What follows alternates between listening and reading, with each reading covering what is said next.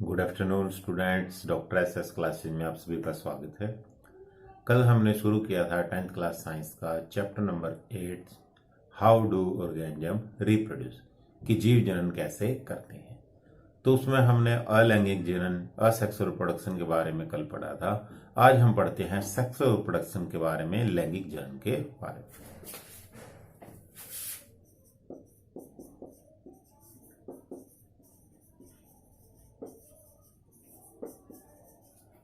Sexual reproduction जिसको कहते हैं हम लैंगिक जनन। तो सेक्सुअल रिप्रोडक्शन की अगर हम बात करें, सेक्सुअल रिप्रोडक्शन में क्या होते हैं, इसमें दो इंडिविजुअल पार्टिसिपेट करते हैं तब जाके एक नई स्पीसीज जनरेट होती है। तो अगर आप देखें कि सिंगल स्पीसीज से हम यहाँ पे नई स्पीसीज को नहीं जनरेट कर सकते। कि अगर आप बात करें कि कोई बुल है वो काव्स कि कोई बैल है वो एक बछड़े को जन्म नहीं दे सकता, इस तरह से कोई मुर्गी है वो किसी चूजे को जन्म नहीं दे सकती। तो यहाँ पे अगर आप देखें सिंगल पेरेंट से यहाँ पे नई स्पीसी, नई प्रजाति का जो जन्म है वो नहीं होता। तो यहाँ पे सेक्सुअल रिप्रोडक्शन में, लैंगिक जनन में दो स्पीसीज, दो आप कह सकते हो इंडिविजुअल आपस में पार्टिसिपेट करते हैं तब जाके एक नई स्पीसीज का जनरेशन होता है, जनरेट होती है। तो सबसे पहले क्वेश्चन अराइज होता है कि why the mode of sexual reproduction.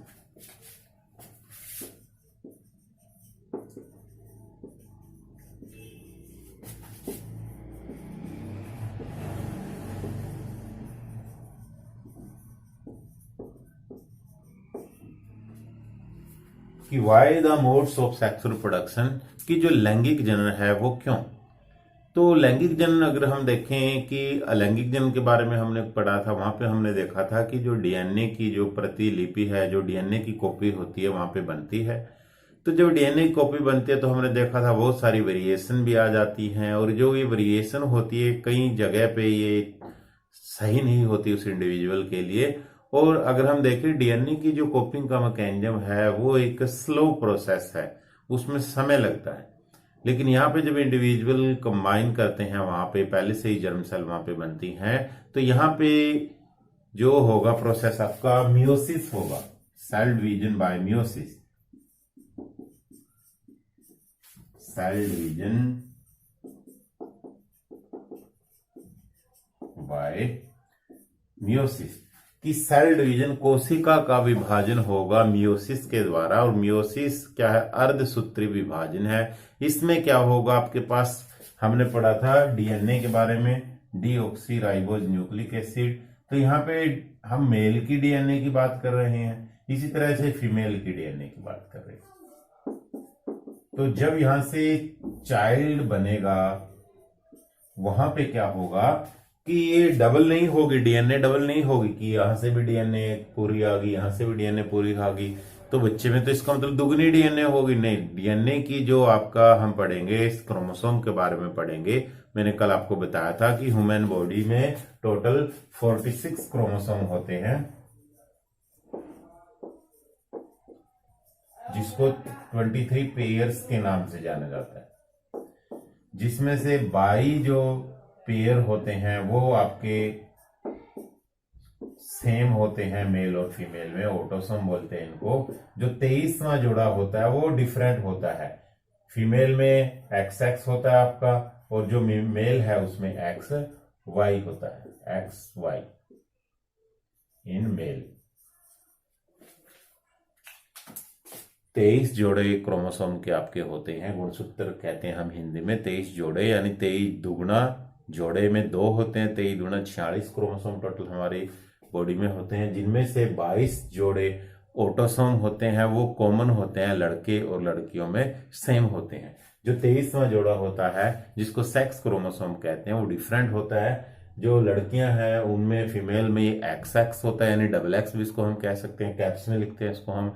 और जो लड़के हैं उसमें एक्स वाई होता है, कैप्स में लिखते हैं इसको हम। ये सेक्स क्रोमोसोम है जो 23वां जोड़ा है। हम जो यहाँ पे बात कर रहे हैं कि जो डीएनए की एक कॉपी पेरेंट से आई, फादर से, एक कॉपी मदर से आई, तो इसका मतलब बच्चे में तो डबल हो गई डीएनए। वहां पे डीएनए डबल नहीं होती। हमने कल पढ़ा था कि डीएनए की जो स्ट्रक्चर है वो डबल हेलिकल स्ट्रक्चर है। डीएनए की डबल हेलिकल स्ट्रक्चर। तो वहां पे जब आप देखते हो ये इस तरह से चलता है, दो साइड से डीएनए की, और ये एक जैसे एक पिलर के अराउंड सर्कुलर पैटर्न में कोई सीढ़ी नुमा हम कह सकते हैं, सीढ़ियां चढ़ी होती हैं, डबल पैरेलल चलती हैं वो। उसी तरह से यहाँ पे डीएनए की दो साइड होते हैं, 5-3 डायरेक्शन में, 3-5 डायरेक्शन में। तो यहां से हाफ मेल से और हाफ फीमेल से, हाफ और हाफ मिलके पूरा। इसी वजह से इसको बोला जाता है cell division by meiosis. Cell divide हो गई, और मियोसिस अर्धसूत्री विभाजन, हाफ की जो टोटल सेल्स थे, जो टोटल क्रोमोसोम आप कह सकते हैं या टोटल डीएनए थी, वो मदर से एक कॉपी आई और एक कॉपी फादर से आई, और वो हाफ आई। मदर की जो डीएनए उसकी हाफ एक साइड, और फादर की जो डीएनए उसकी हाफ। तब जाके वो जो चाइल्ड में जो डीएनए बनती है, वो पूरी डीएनए जो बनती है वो हाफ पोर्शन उसका फादर से आता है, हाफ पोर्शन उसका मदर से आता है। तो ये हम पढ़ेंगे आज जर्म सेल के बारे में पढ़ेंगे कि दो तरह के इंडिविजुअल लैंगिक जन्म में पार्टिसिपेट करते हैं, एक मेल गैमिट्स और एक फीमेल गैमिट्स। मेल गैमिट्स के बारे में पढ़ेंगे जो स्पर्म्स बनाते हैं, और फीमेल गैमिट्स जो एग्स बनाते हैं। तो सबसे पहले हम रिप्रोडक्शन पढ़ते हैं in flower, sexual reproduction in flower.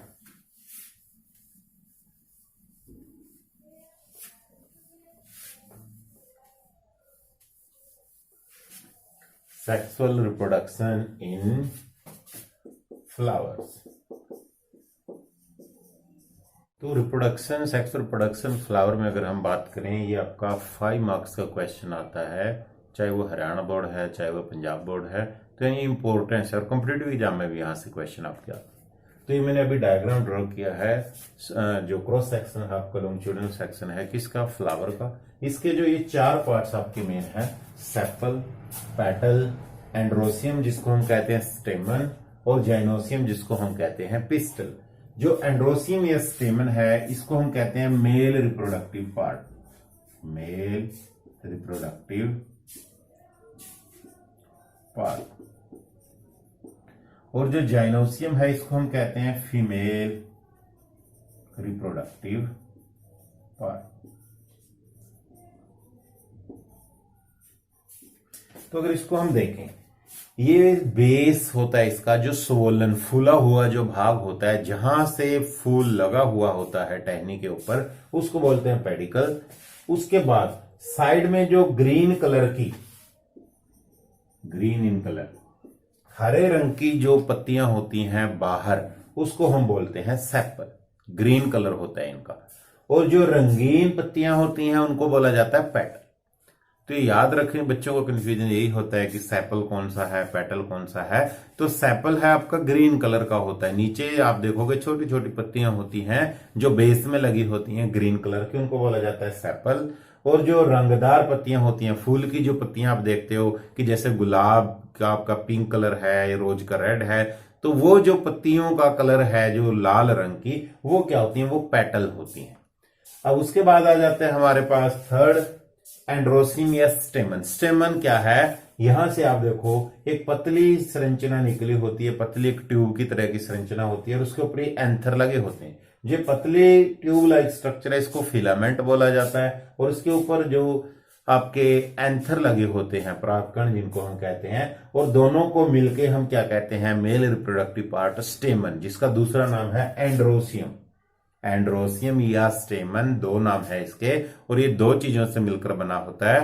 Anther ऊपर लगे होते हैं, और ट्यूब लाइक स्ट्रक्चर है जिसको बोला जाए, डंडी आप कह सकते हो, जिसके ऊपर एंथर लगे होते हैं, उसको हम बोलते हैं स्टेमन। और ये येलो इन कलर होता है। आपने देखा होगा कि मर फूल को आप छूते हो तो उसके अगर आप मेल रिप्रोडक्टिव पार्ट को छुओगे तो आपका जो हाथों पे पीला रंग आ जाता है, वो किस वजह से आपका आ जाता है, ये मेल रिप्रोडक्टिव पार्ट के कारण। अब बात करते हैं फीमेल रिप्रोडक्टिव पार्ट की। फीमेल रिप्रोडक्टिव पार्ट 3 चीजों से मिलकर बना होता है। सबसे ऊपर स्टिग्मा, यहां ये चिपचिपा होता है, स्टिक करता है, जो पोलन ग्रेन यहां से आएंगे, एंथर आएंगे, उनको ये क्या कर लेता है, स्टिक कर लेता है, चिपका लेता है उनको। उसके बाद ट्यूब लाइक स्ट्रक्चर है स्टाइल, और तीसरा आपका नीचे जो बेस फूला हुआ भाग है जो उसको हम बोलते हैं यहाँ पे ओवरी। तो यानी तीन चीजों से मिलकर बनाया है स्टिग्मा, स्टाइल, ओवरी।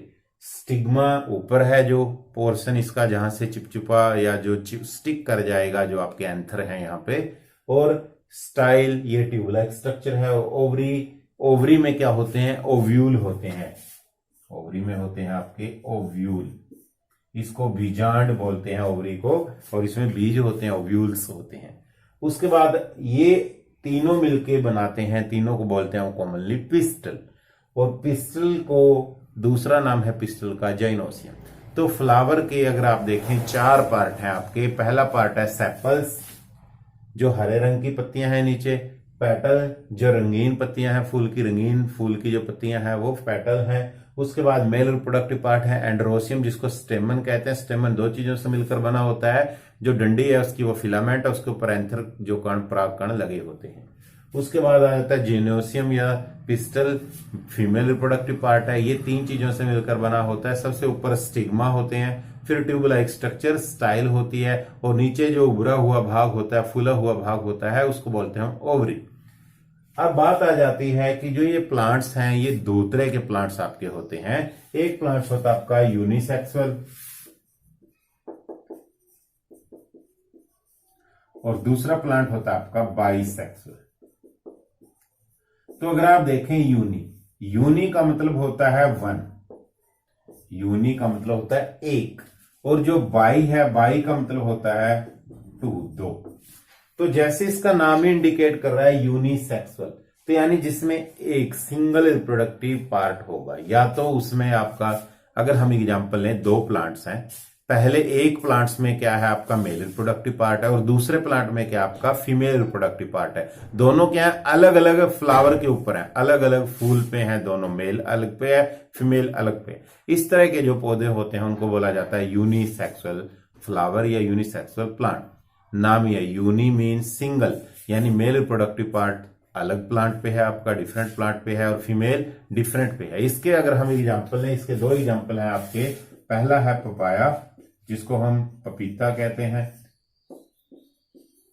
और दूसरा है इसका वाटरमेलन जिसको हम तरबूज कहते हैं। तो ये दोनों की किसके एग्जांपल हैं, ये यूनिसेक्सुअल प्लांट के एग्जांपल है। तो यानी पपाया में, पपीते में, और वाटरमेलन तरबूज में जो फूल होंगे वो एक पे मेल रिप्रोडक्टिव पार्ट होगा, दूसरे पे फीमेल, यानी वो डिफरेंट प्लांट्स पे होंगे, दोनों एक सेम ही प्लांट पे नहीं होंगे। अब जैसे हम बात करते हैं बाइसेक्सुअल की, बाइसेक्सुअल जैसे नाम है दो, यानी इसमें मेल रिप्रोडक्टिव पार्ट और फीमेल रिप्रोडक्टिव पार्ट दोनों क्या होंगे, एक ही फ्लावर के ऊपर होंगे, एक ही फूल के ऊपर होंगे, उसको हम बोलते हैं बाइसेक्सुअल प्लांट। इसका अगर हम एग्जांपल लें, इसका एग्जांपल है मस्टर्ड। मस्टर्ड क्या होता है, सरसों।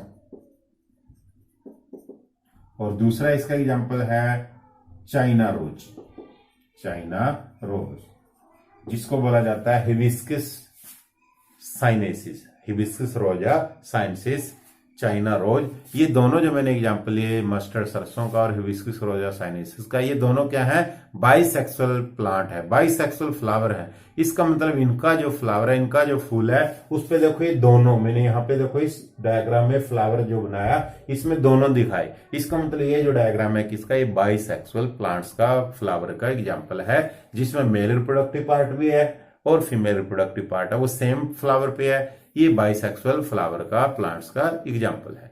अब हम बात करते हैं कि ये जो आपका मेल रिप्रोडक्टिव पार्ट है या फीमेल रिप्रोडक्टिव पार्ट है, ये किस तरह से आपके फर्टिलाइज होते हैं, इनमें फर्टिलाइजेशन कैसे होती है। तो आप एक टर्म पढ़ोगे यहाँ पे पोलिनेशन,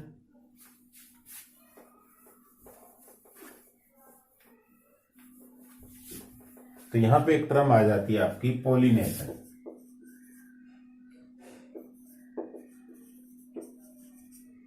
पोलिनेशन क्या है कि मेल रिप्रोडक्टिव पार्ट के जो एंथर है उसका फीमेल रिप्रोडक्टिव पार्ट की स्टिग्मा के ऊपर ट्रांसफर हो जाना, इस प्रोसेस को बोला जाता है पोलिनेशन।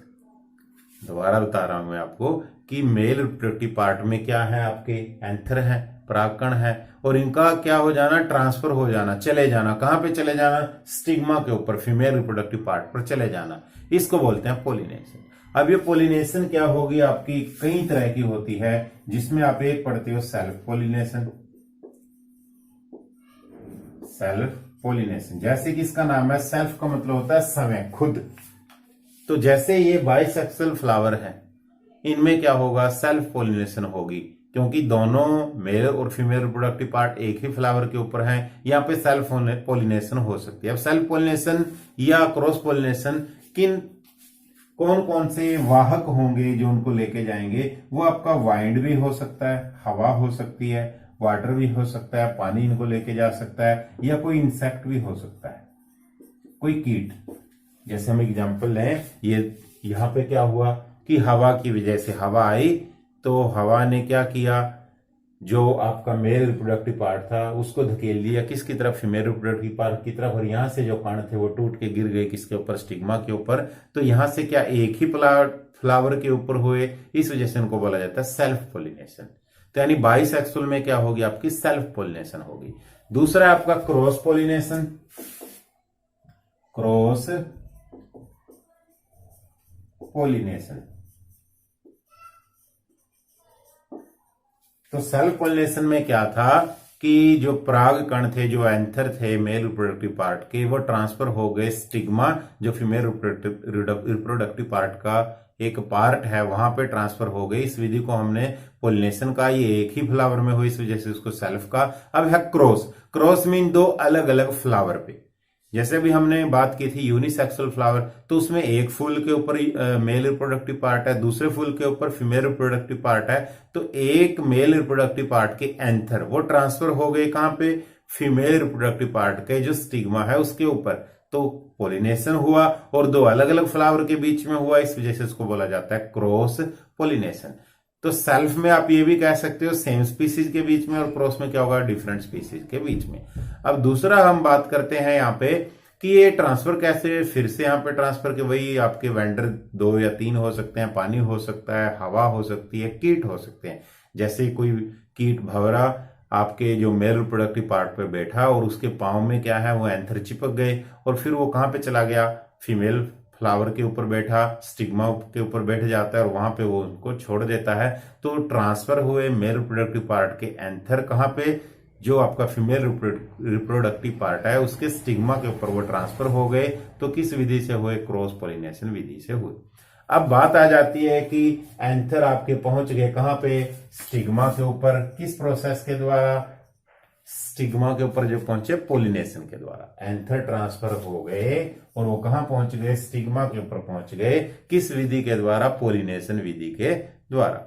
अब ये जो पोलिनेशन है आपकी, परागण, इसको परागण भी कहते हैं हिंदी में, स्व परागण, पर परागण। स्व परागण मीन सेल्फ पोलिनेशन और पर परागण मीन क्रॉस पोलिनेशन।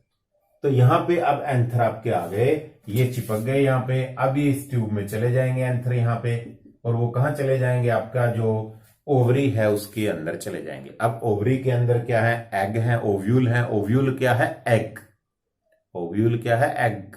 और ये आपके एंथर क्या है, ये आपके जो मेल रिप्रोडक्टिव पार्ट था, ये दोनों आपस में यहाँ पे कंबाइन करके दो चीजें यहाँ पे बनाएंगे, जिसकी हार्ड कवरिंग होगी वो तो सीड बन जाएगा, बीज बन जाएगा, और जो राइपन्ड अवरी होगी वो आपका फ्रूट बन जाएगा।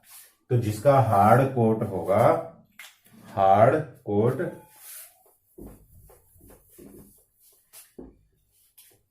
हार्ड कोट, ये क्या बनाएगा आपका सीड, और जो आपकी राइपन्ड अवरी होगी, राइपन्ड अवरी, अवरी जो राइपन्ड हो जाएगी, पक जाएगी, वो क्या बनाएगा आपका फ्रूट।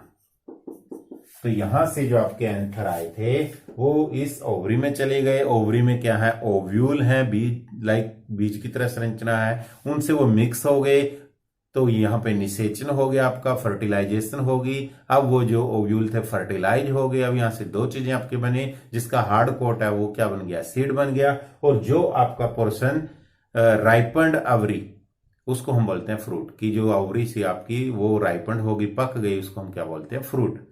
तो ये थी टोटल। अगर हम देखें सेक्स और रिप्रोडक्शन फ्लावर के अंदर किस तरह से ट्रांसफर होते हैं, तो हमने देखा फ्लावर के अंदर आपके 4 पार्ट थे, सेपल, पेटल और आपके एंड्रोसियम, जाइनोसियम। एंड्रोसियम को स्टेमन कहते हैं और आपका जो जाइनोसियम है उसको पिस्टल कहते हैं। स्टेमन आगे 2 मेल रिप्रोडक्टिव पार्ट है, 2 चीजों से मिलकर बना है। जो आपकी डंडी की तरह संरचना है उसको हम बोलते हैं फिलामेंट, और उसके ऊपर एंथर चिपके होते हैं, लगे होते हैं। और जो आपका फीमेल रिप्रोडक्टिव पार्ट है वो 3 चीजों से मिलकर बना है। ऊपर एक फैला हुआ संरचना जिसको हम कह सकते हैं स्टिग्मा, फिर एक ट्यूब लाइक स्ट्रक्चर स्टाइल है, और नीचे बेस में सोलन पार्ट है जिसमें ओव्यूल्स होते हैं, उसको हम ओवरी बोलते हैं। फिर हमने पोलिनेशन के बारे में पढ़ा कि पोलिनेशन में क्या होगा कि एक फूल के जो परागकण हैं वो स्थानांतरित हो गए दूसरे फूल के ऊपर, यानी एंथर आपके मेल रिप्रोडक्टिव पार्ट से ट्रांसफर हो जाते हैं किसी दूसरे फ्लावर के फीमेल स्टिग्मा के ऊपर वो चले जाते हैं। इस विधि को कहते हैं पोलिनेशन। ये 2 तरह का सेल्फ और क्रॉस, स्वपरागण और परपरागण। फ्लावर 2 तरह के हमने पढ़े, यूनिसेक्सुअल और बाइसेक्सुअल। यूनिसेक्सुअल कि वो फ्लावर जिनमें सिर्फ एक रिप्रोडक्टिव पार्ट हो, या तो मेल रिप्रोडक्टिव पार्ट है उसमें या फीमेल है, एक ही पार्ट है, उसको हम बोलते हैं यूनिसेक्सुअल। एग्जांपल क्या थे, पपाया, पपीता और वाटरमेलन तरबूज। और बाइसेक्सुअल में क्या थे, 2 थे आपके, जिसमें एक ही फ्लावर के ऊपर 2 आपके रिप्रोडक्टिव पार्ट होते हैं। मेल रिप्रोडक्टिव पार्ट भी होता है, फीमेल। जैसे इस डायग्राम में हमने मेल रिप्रोडक्टिव पार्ट को भी बनाया और फीमेल रिप्रोडक्टिव पार्ट को भी बनाया, तो सेम फ्लावर के ऊपर है। ये क्या किसका एग्जाम्पल है, बाइसेक्सुअल फ्लावर का एग्जाम्पल है। और इसके एग्जाम्पल हमने पढ़े थे मस्टर्ड सरसों और हिबिस्कस रोजा साइनेंसिस जिसको हम बोलते हैं चाइना रोज। अब हमारे पास है सेक्सुअल रिप्रोडक्शन इन ह्यूमंस।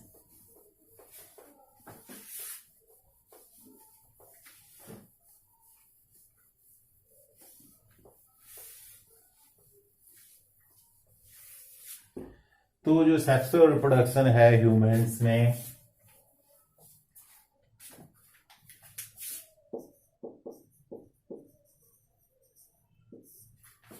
तो यहां पे आपके जर्म सेल बनेंगे। 2 तरह के जर्म सेल आपके बनेंगे। एक होगा आपका जिसका नाम हम बताएंगे स्पर्म, और दूसरा जो जर्म सेल आपका बनेगा उसको हम बोलते हैं एग। उसको बोला जाता है एग। ये आपका फीमेल गैमीट कह सकते हो आप, और ये आपका मेल गैमीट कह सकते हो। ये कहां पे बना, तो sexual production in human beings की जो लैंगिक जनन है वो ह्यूमन बींग्स में किस तरह से होता है। अगर इसको फूल से ही हम देखें तो फूल में भी एक क्या था आपका नर जनन तंत्र था, आपका मेल रिप्रोडक्टिव पार्ट था, और एक मादा जनन तंत्र था, मादा जनन अंग था जिसमें आपका फीमेल रिप्रोडक्टिव पार्ट था। इसी तरह से मनुष्यों में भी आपके अगर आप देखें मेल और फीमेल में कि ज्यादातर चीजें एक जैसी हैं। अगर हम स्टार्टिंग में देखें कि अगर हम क्रोमोसोम की बात करें, मैंने बात की थी कि 22 जोड़े क्रोमोसोम के जो आपके वो सेम ऑटोसोम, सिर्फ एक जोड़े का फर्क है, वो 23वां जोड़ा है जो आपका सेक्स क्रोमोसोम है मेल और फीमेल में, उसमें फर्क।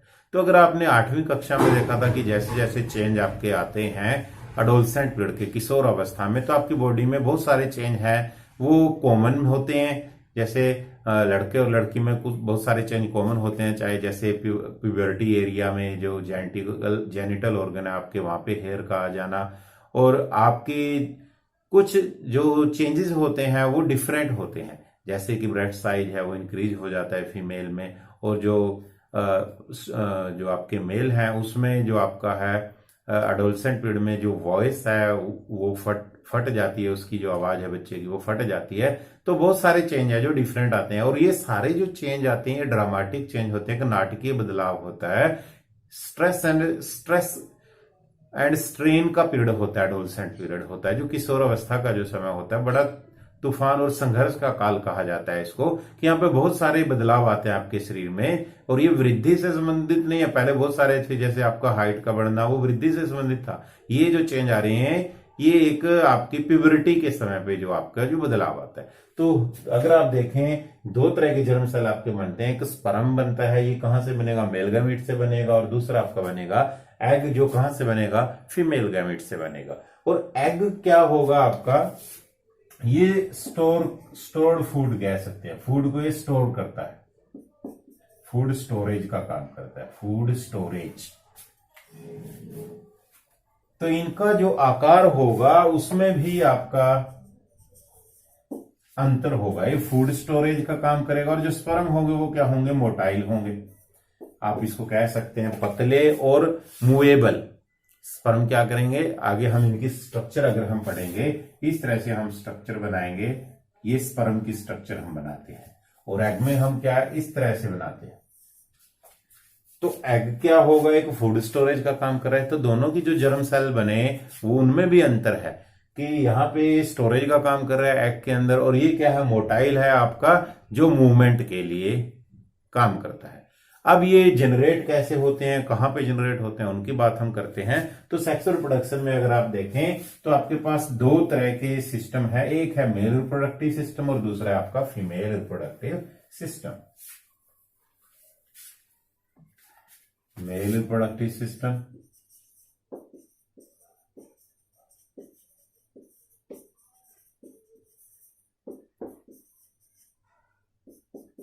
तो पहले हम मेल रिप्रोडक्टिव सिस्टम की बात करते हैं। तो मेल रिप्रोडक्टिव सिस्टम में आपका क्या होगा, सबसे पहले अगर हम बात करते हैं तो मेल में क्या होगा, अपेयर ऑफ टेस्टी होगा, एक जोड़ा टेस्टीज का होता है, वृषण का होता है। टेस्टीज में क्या होंगे, स्पर्म जनरेट होंगे। तो टेस्टीज क्या करती है, स्पर्म को जनरेट करती है।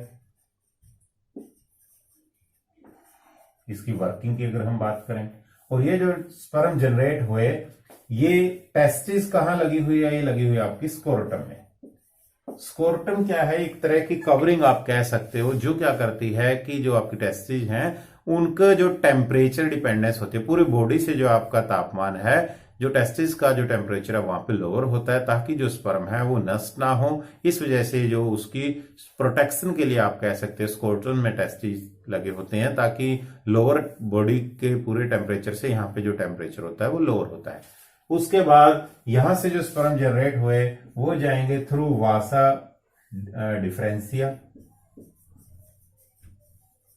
तो वासा डिफरेंशिया क्या है, ये ट्यूब है कि स्पर्म जनरेट हुए टेस्टी से, वो एक थ्रू ए ट्यूब जा रहे हैं, उस ट्यूब का नाम क्या है आपका, वासा डिफरेंशिया। अब ये ट्यूब आके दो ट्यूब इसमें इकट्ठी खुलती हैं। एक ट्यूब आपने पढ़ा था यूरिनरी ब्लैडर से आ रही है आपकी,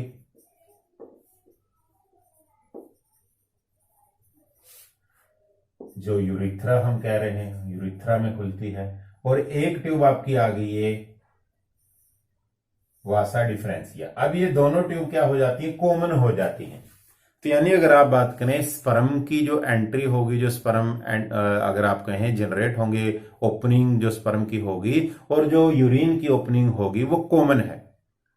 opening of sperm and urines are both common, कि दोनों क्या है, एक पतली नली एक ही ट्यूब से निकलते हैं। यूरिन भी एक ही ट्यूब से निकलेगा, आपका स्पर्म भी एक ही ट्यूब से निकलेगा। तो ये जो स्पर्म जनरेट हुए टेस्टिस के अंदर जो स्कोर्टम में लगी हुई हैं, किस ट्यूब से वो आ रहे हैं, वासा डिफरेंशिया से आ रहे हैं। और यहां से यूरिनरी ब्लैडर से ओपनिंग आपकी आ रही है यूरिथ्रा के अंदर। तो ये दोनों मिलके एक ही ट्यूब बनाते हैं, जहां से ये जो आपके स्पर्म बाहर निकलते हैं। और साथ में यहाँ पे क्या होता है, कुछ जैसे यहाँ पे लगा होता है सेमिनल वेसिकल, सेमिनल वेसिकल। और साथ में क्या होता है, प्रोस्टेट ग्लैंड, प्रोस्टेट ग्लैंड। तो जब ये स्पर्म यहां से आ रहे हैं उस टाइम पे ये जो सेमिनल वेसिकल है और जो प्रोस्टेट ग्लैंड है, ये इसमें सेक्रेशन, अपनी सेक्रेशन भी डाल देती हैं। सेमिनल वेसिकल से क्या है, सीमन का सेक्रेशन होता है, और प्रोस्टेट ग्लैंड से म्यूकस का सेक्रेशन होता है। तो सीमन और म्यूकस मिलके स्पर्म को ये क्या बना देते हैं, उसको एक लचीलापन, उसको आप कह सकते हैं चिकनापन उसमें डाल देते हैं, ताकि जो मूवमेंट होगी स्पर्म की वो इजी हो जाए, ताकि जो ओपनिंग है वो आसानी से बाहर निकल जाए। तो इसके मोटाइल नेचर को और इंक्रीज करने के लिए, प्रमोट करने के लिए सीमन सेमिनल वेसिकल से और प्रोस्टेट ग्लैंड से म्यूकस डाला जाता है। तो जो हमने अभी बात की थी कि मेल प्रोडक्टिव पार्ट क्या बनाता है, स्पर्म बनाता है। तो पूरी प्रोसेस क्या है, टेस्टिस में स्पर्म बनते हैं, जो स्कोटन में लगी होती है, यहाँ पे बॉडी का टेम्परेचर लोअर होता है इस पोर्शन का पूरी बॉडी से, तो sperm through a tube Vasa differentia से वो बाहर निकलते हैं। और ये कॉमन ओपनिंग है आपकी यूरिन की भी और सेमेंस की भी और स्पर्म्स की भी। और इसमें साथ में क्या है, सेक्रेशन मिल जाती है। सेक्रेशन कहां से, सेमिनल वेसिकल से इसे मूव कर सकें। अब हम बात करते हैं फीमेल रिप्रोडक्टिव पार्ट्स की।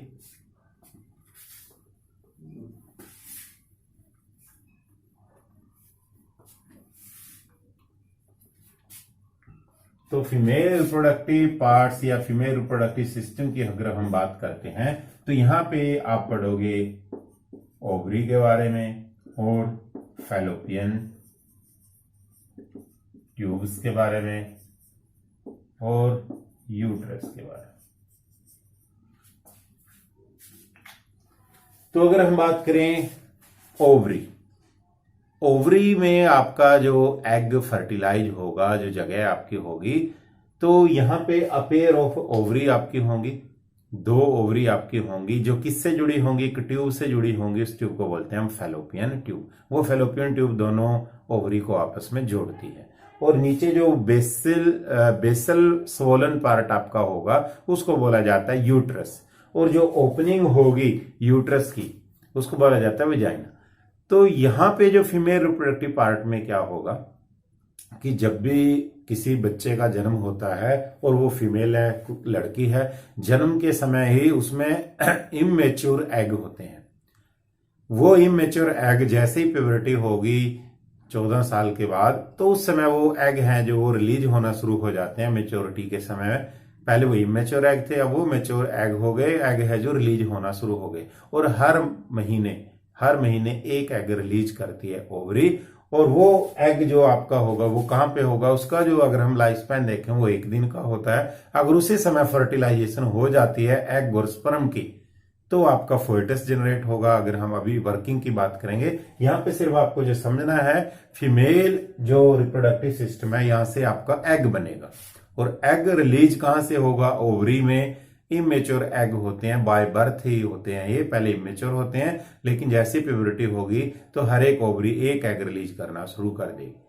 अब हम बात करते हैं पूरी प्रोसेस की, फर्टिलाइजेशन कैसे होती है, मेल और फीमेल जो गैमीट्स हैं वो किस तरह से आपके मिलते हैं। तो फर्टिलाइजेशन की बात करें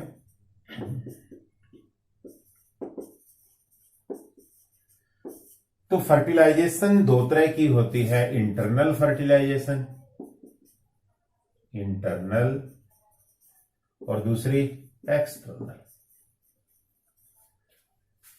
तो फर्टिलाइजेशन का मतलब क्या है, एग का फर्टिलाइज होना।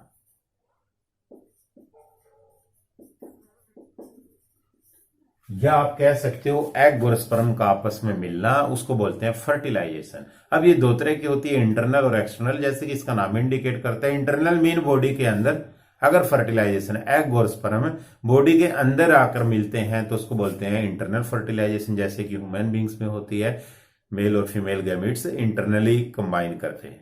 दूसरा आपका एक्सटर्नल फर्टिलाइजेशन, ये ज्यादातर मेंढक या दूसरे जो पानी वाले जीव है वहां पे होती है। वो क्या करते हैं, पानी के अंदर वो अपने स्पर्म वगैरह वो रिलीज कर देते हैं। और जो फीमेल पार्ट है, जो फीमेल रिप्रोडक्टिव पार्ट है, वो क्या करता है, एग रिलीज कर देता है और वो पानी के अंदर ही जुड़ जाते हैं। तो आउटसाइड द बॉडी वो फर्टिलाइजेशन जो हुई आउटसाइड द बॉडी हुई, इस वजह से उसको एक्सटर्नल फर्टिलाइजेशन बोला। तो ह्यूमन बीइंग में किस तरह की फर्टिलाइजेशन है, इंटरनल, यानी जो स्पर्म और एग है वो कहां पे, बॉडी के अंदर मिलते हैं। तो अब यहां पे क्या होगा आपका कि मेल रिप्रोडक्टिव पार्ट ने आपका क्या बनाया, स्पर्म बनाया, और फीमेल ने क्या बनाया, आपका एग बनाया। और स्पर्म हमने पढ़ा ये क्या था आपका, मोटाइल इन नेचर थे, मूवेबल थे, ये आसानी से मूव कर जाते हैं। तो स्पर्म और एग क्या करेंगे, आपस में कंबाइन करेंगे। जो स्टेज बनेगी यहाँ पे एग और स्पर्म कंबाइन करके, वो पहले स्टेज उसको बोलते हैं फोएटस, उसको बोला जाता है फोएटस। तो जो मेल रिप्रोडक्टिव पार्ट आपका, फीमेल रिप्रोडक्टिव पार्ट, जैसे आप मेल रिप्रोडक्टिव पार्ट पेनिस है जो, वो वेजाइना के अंदर जब जाता है, वहां पे जब सेक्रेशन होगी, वहां पे जो स्पर्म निकलेंगे, वो स्पर्म वहां पे जब एग अगर वहां पे मौजूद है, उसके साथ एग और स्पर्म आपस में कंबाइन कर जाएंगे, और जो स्पर्म है वो मिलियंस की संख्या में निकलते हैं, और उनमें से सिर्फ एक ही स्पर्म है, कोई एक स्पर्म जो एग से कंबाइन कर जाता है। एग और स्पर्म कंबाइन करके क्या बनाते हैं, जाइगोट बनाते हैं। ये था आपका जाइगोट। जाइगोट कब है, जब एग और स्पर्म आपस में मिक्स हो जाते हैं, मिल जाते हैं, उसको जाइगोट बोलते हैं। और ये जाइगोट बाद में किस में चला जाएगा, आपका फोएटस में, भ्रूण में, और भ्रूण से क्या होगा, आपका जो जीव का निर्माण होगा, जो नई संतति है, नई स्पीसीज का निर्माण होगा। तो एग और स्पर्म आपके फर्टिलाइज हो गए जाइगोट के फॉर्म में। पहले इनको नर युग्मक बोला जाता है, इनको मादा युग्मक बोला जाता है, हिंदी में युग्मक, और मिलके बनाते हैं युग्मज। जाइगोट को बोला जाता है युग्मज।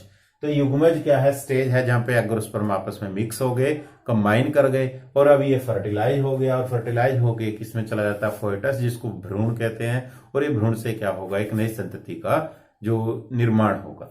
अब यहां पे बात आ जाती है, तो हमारा था sexual production in human beings. तो क्या क्या परिवार नियोजन की विधियां कह सकते हो आप, या आप हेल्थ के रिगार्डिंग आप कह सकते हो कि जो मैंने पहले बताया था आपको कि जो ओवरी है वो हर महीने एक एग को रिलीज करती है। तो अब है कि what happen when egg is not fertilize, कि हमने देखा फर्टिलाइजेशन के टाइम एग और स्पर्म आपस में मिलकर जाइगोट बना देते हैं। अब ये यहां पे टॉपिक है कि अगर वो एग फर्टिलाइज ना हो, यानी वो एग अगर स्पर्म के साथ कंबाइन ना करे, यानी उस समय पे जब एग रिलीज हुआ उसका स्पर्म के साथ कॉम्बिनेशन नहीं हुआ, कंबाइन नहीं हुआ, तब क्या होगा। तो जैसे हमने पढ़ा था कि जो ओवरी है हर महीने एक एग रिलीज करती है, वो तैयार होती है फर्टिलाइज एग के लिए कि हर महीने वो फर्टिलाइज होगा। और ये जो फर्टिलाइज एग है, जो ओवरी की जो लेयर है अंदर से थिकी और स्पॉन्जी लेयर होती है, थिकी एंड स्पॉन्जी। तो ये थिकी और स्पॉन्जी लेयर फिर क्या है, ब्रस्ट होना शुरू हो जाती है, फटना शुरू हो जाती है। लेयर है जो वो ब्रस्ट शुरू हो जाती है, और क्या हो जाती है, ब्लीडिंग स्टार्ट हो जाती है। और इस ब्लीडिंग को क्या बोला जाता है, मैच्योरेशन। मैच्योरेशन। तो जो यूट्रस की जो दीवारें हैं वो थिक और स्पॉन्जी हैं। अगर वो एग स्पर्म से फर्टिलाइज नहीं होगा तो वो जो लेयर है वो अंदर से टूटना शुरू हो जाती हैं, और किस फॉर्म में, ब्लीडिंग की फॉर्म में, ब्लड के रूप में वो बाहर निकलना शुरू हो जाती है। ये एक नेचुरल प्रोसेस है, इसमें कोई डरने वाली बात नहीं है। ये एक हर महीने होने वाली एक नेचुरल प्रोसेस है ये।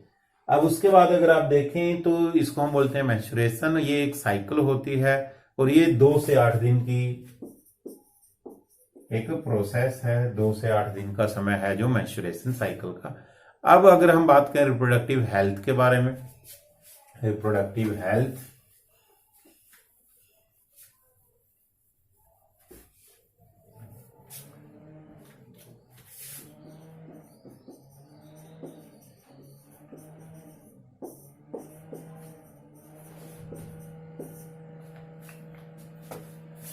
तो बहुत सारी जो डिजीज होती हैं वो क्या होती हैं, वो सेक्सुअल इंटरकोर्स के समय पे डिजीज होती हैं। जैसे आपने सुना होगा इस बीमारी के बारे में, HIV एड्स। HIV की फुल फॉर्म है ह्यूमन